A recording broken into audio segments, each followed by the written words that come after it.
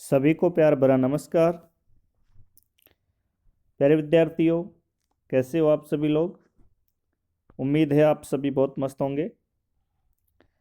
आज अपन science, railway, पटवार व अन्य सभी प्रतियोगी परीक्षाओं के लिए पार्ट 12 स्टार्ट कर रहे हैं और ये 12 पार्ट क्वेश्चन नंबर 251 से शुरू है।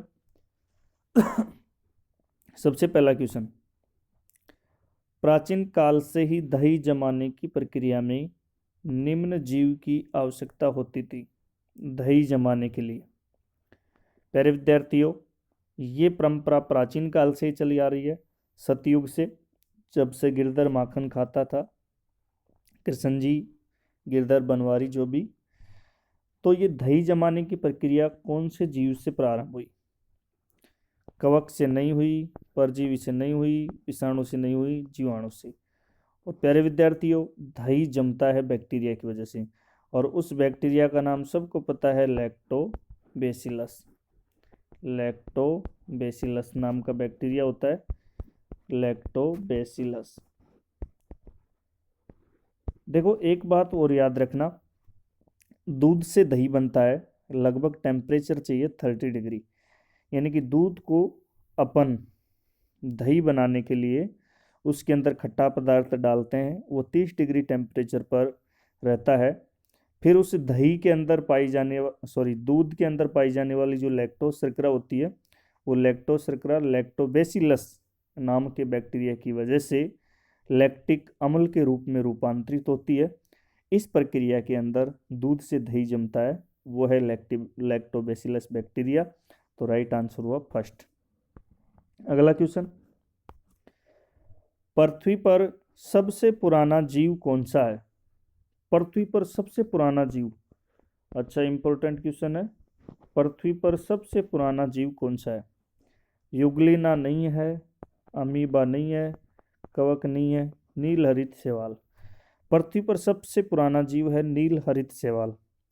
बताते हैं बहुत सारे साइंटिस्ट कि इस पृथ्वी पर सबसे पहले नीलहरित शैवाल पनपा, और ये नीलहरित जो शैवाल था, ये सूर्य के प्रकाश और जल के द्वारा क्रिया के स्वरूप अपना भोजन बनाता था, और इस प्रकार से धीरे धीरे काफ़ी सारी ऑक्सीजन वायुमंडल में उत्पन्न हुई, और इस ऑक्सीजन ने बहुत सारे जीवों को उत्पन्न किया।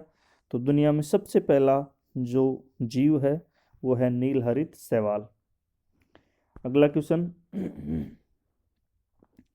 मैमथ पूर्वज है।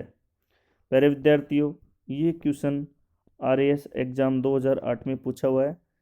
मैमथ पूर्वज है, इंपॉर्टेंट क्वेश्चन है। ये मैमथ एक जीव की प्रजाति है, और ये मैमथ कौन से जीव की प्रजाति है, तो कुत्ते की नहीं है भाई, ये घोड़े की प्रजाति भी नहीं है, ऊंट की भी नहीं है, हाथी की प्रजाति है। राइट आंसर है 4। मैमथ पूर्वज है। मैमथ किसका पूर्वज है, हाथी का। हाथी की एक पूर्वज के रूप में प्रजाति है। अगला क्वेश्चन, निम्न में से कौन सी वास्तविक रूप से मछली है। यानी कि 3 मछली यहाँ पर ऑप्शन में काल्पनिक है और एक मछली वास्तविक है।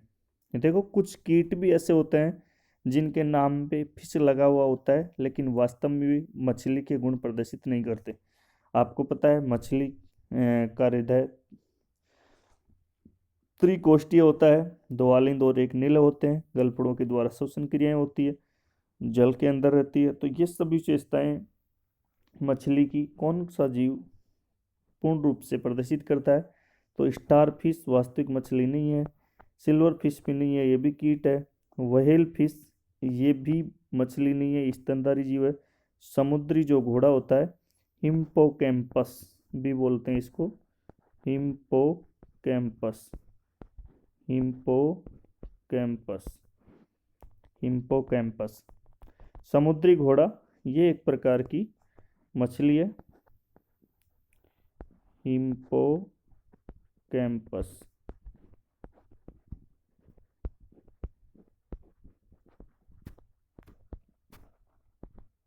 हिप्पोकैम्पस। तो राइट आंसर हो गया 4। Star fish, silver fish, whale fish ये वास्तविक मछली नहीं है, समुद्री घोड़ा वास्तविक मछली है। अगला क्वेश्चन, सबसे बड़ा स्तनपायी या मैमोलिया जंतु है। स्तनपायी का मतलब होता है स्तनधारी। देखो सीधी सी बात है, स्तनधारी की परिभाषा ऐसे जीव जिनमें स्तन ग्रंथियां पाई जाती हो। स्तन ग्रंथियों के साथ इनके हृदय चार कोष्ठीय रूप में होता है। ये चौपहिया यानी कि इनके चार पैर होते हैं, लेकिन ये चार पैर वाली जो विशेषता है ये सब पे लागू नहीं होती है।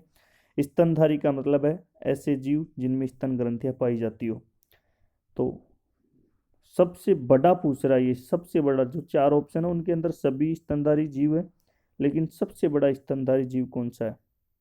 ध्रुवीय भालू ये सबसे बड़ा नहीं है स्तनधारी। दरियाई घोड़ा ये भी स्तनधारी है लेकिन सबसे बड़ा नहीं। अफ्रीका हाथी ये भी नहीं। व्हेल मछली, व्हेल मछली की जो लंबाई होती है वो लगभग 33 मीटर होती है और इसके अंदर वजन होता है लगभग 180 मीट्रिक टन। इतना वजन होता है इसके अंदर लगभग। तो प्यारे विद्यार्थियों, सबसे बड़ा इस दुनिया के अंदर स्तनधारी जंतु कौन सा है, व्हेल मछली। इसके आगे मछली वैसे लगा हुआ ही है, लेकिन ये वास्तव में मछली नहीं है, ये स्तनधारी वर्ग का जंतु है। बहुत बार परीक्षा में आता है। और स्तनधारी वर्ग में भी सबसे बड़ा स्तनधारी जंतु व्हेल मछली है। अफ्रीका हाथी, दरियाई घोड़ा, ध्रुवीय भालू ये भी स्तनधारी है, लेकिन इनसे बड़ा व्हेल मछली है। आगे बढ़ते हैं। निम्न में से उड़ने वाला स्तनपायी जीव है, यानी कि उड़ने वाला स्तनधारी जीव कौन सा है। तोता उड़ने वाला नहीं स्तनधारी, शुतुरमुर्ग भी नहीं, पेलिकन भी नहीं, चमगादड़ ये उड़ने वाला स्तनधारी जीव है। उड़ने वाला स्तनधारी जीव कौन सा है, चमगादड़। चमगादड़ स्तनधारी वर्ग के अंतर्गत आता है। चमगादड़ के अंदर भी स्तन ग्रंथियां होती है।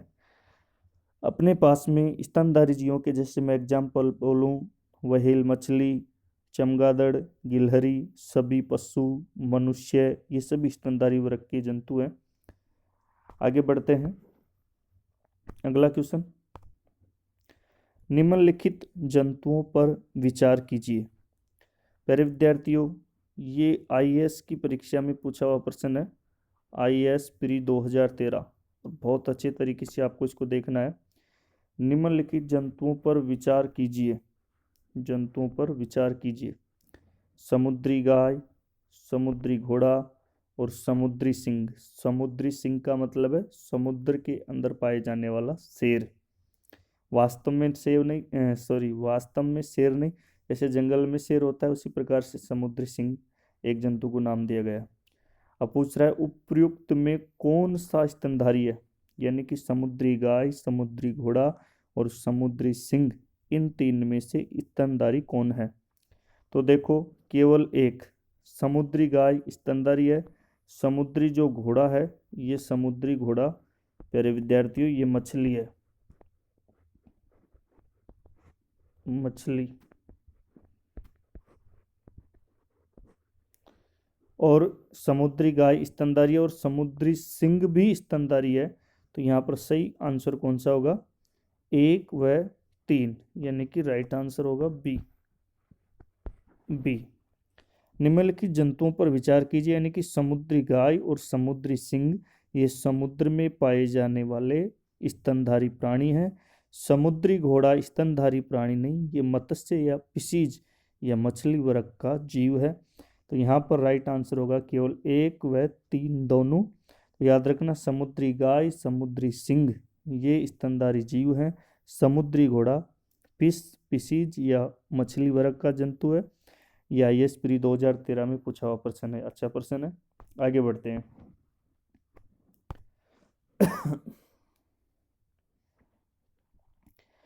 एम्फीबिया वर्ग किसे दर्शाता है। एम्फीबिया का मतलब होता है उभयचर,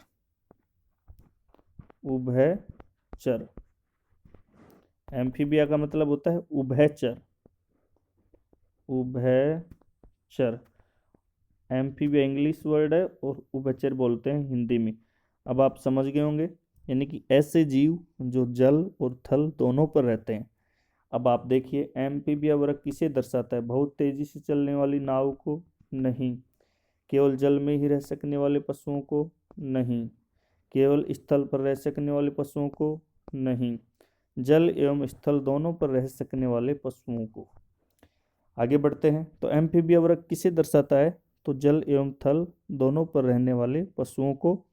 और इस पशु शब्द को अपन हटा दें तो इसके अलावा और भी जीव जैसे कछुआ है, मेंढक है, ये पशु नहीं, ये अपने पास में जल एवं थल दोनों पर रहने वाले जीवों के मैंने उदाहरण दिया। तो एम्फीबिया बोलते हैं उभयचर को।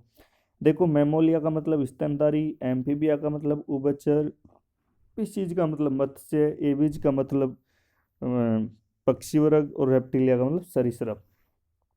आगे बढ़ते हैं।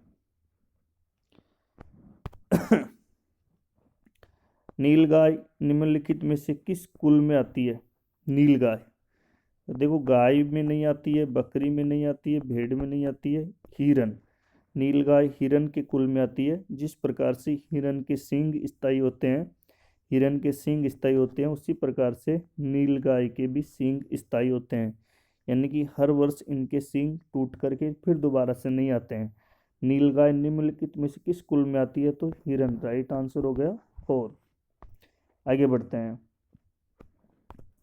निम्न में से कौन सा गुण मनुष्य को अन्य सभी वानर गुणों से पृथक करता है? कौन सा 4 ऑप्शन में गुण है जो वानर यानी कि बंदरों से मनुष्य में भिन्न है? तो देखो जानने की इच्छा प्रकट करना मनुष्य में भी होती है और बंदर में भी। ग्रहण शक्ति का अल्प विकसित होना, विपरीत अंगूठे, छोटी का बाहर निकलना। यहाँ पर छोटी ये टाइपिंग त्रुटि, यहाँ पर है ठोडी, ठोडी का बाहर निकलना, ठोडी। देखो ग्रहण शक्ति का अल्प विकसित होना ये बंदरों में भी पाया जाता है, विपरीत अंगूठे बंदरों के होते हैं, और ठोडी का बाहर निकलना ये सही है। ये जो 3 अपने पास में जो ये गुण हैं ये तो वानर के हैं, वानर। जानने की इच्छा प्रकट करना ये मनुष्य के अंदर ज़्यादा होती है। मनुष्य में चिंतन, मनन, जानने की इच्छा ये सभी वानर से भिन्न है। मनुष्य बुद्धिमान प्राणी है। तो मनुष्य को होमोसेपियंस जो इसका साइंटिफिक नाम है, होमोसेपियंस का शाब्दिक अर्थ होता है बुद्धिमान प्राणी। तो वानर की अपेक्षा मनुष्य में जानने की इच्छा प्रकट करना, चिंतन, मनन ये सभी गुण अलग होते हैं। और वानर के अंदर घ्राण शक्ति भी अल्प विकसित होती है, विपरीत अंगूठे होते हैं मनुष्य की बजाय, और ठोड़ी बाहर निकली होती है वानर की। यानी कि 3 विशेषताएं वानर की हैं, और ये वानर भी जानते हैं लेकिन उतना नहीं जितना मनुष्य। तो यहाँ पर राइट आंसर हो गया फर्स्ट। प्यारे विद्यार्थियों, आपको चैनल पसंद आए तो इसको लाइक करें, सब्सक्राइब करें, और प्यारे विद्यार्थियों ज़्यादा से ज़्यादा अपने दोस्तों को शेयर करें। किसी का भला हो तो अच्छी बात है और मुझे मनोबल प्राप्त होगा। मैं अच्छी अच्छी वीडियो आपके लिए बनाऊंगा। धन्यवाद। मिलते हैं अगले एपिसोड में नई ऊर्जा के साथ। Thank you.